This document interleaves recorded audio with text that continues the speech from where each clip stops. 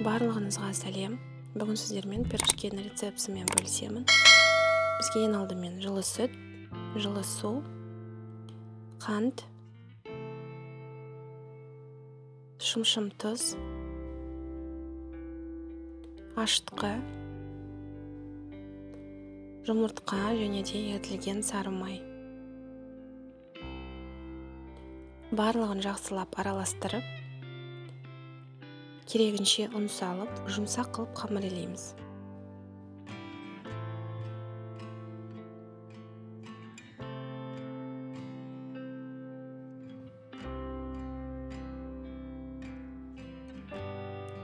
Қамырымыз қолға жабыспайтындай болу керек. 2-3 сағатқа жылы жерге бетін жауып қойып қоямыз. Неге қамыр осылай көтерілу керек? Қамырымызды бірнеше бөлікке бөліп, домалақтап, пирожке түйеміз. Салмасына менде картоп езбесі, тұз және бұрыш қосылған. Қалғанша жуа қуырып қоссаңыздар болады, немесе ет, немесе капустадан салма жасасаңыздар болады.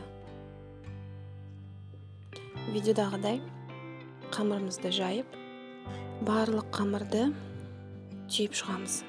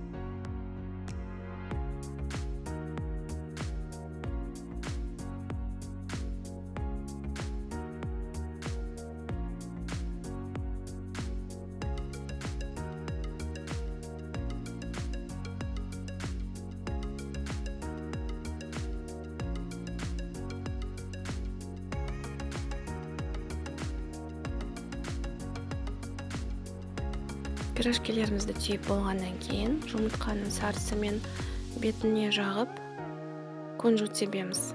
Және де алдын ала қыздырылған 180 градусқа дейін қыздырылған пешке саламыз 20-30 минутқа.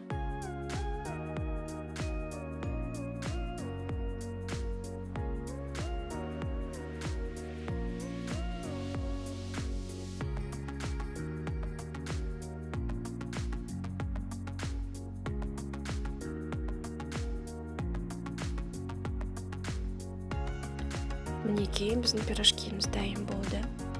Қамыр өте жұмсақ, және салмасы да өте дәмді болып шықты.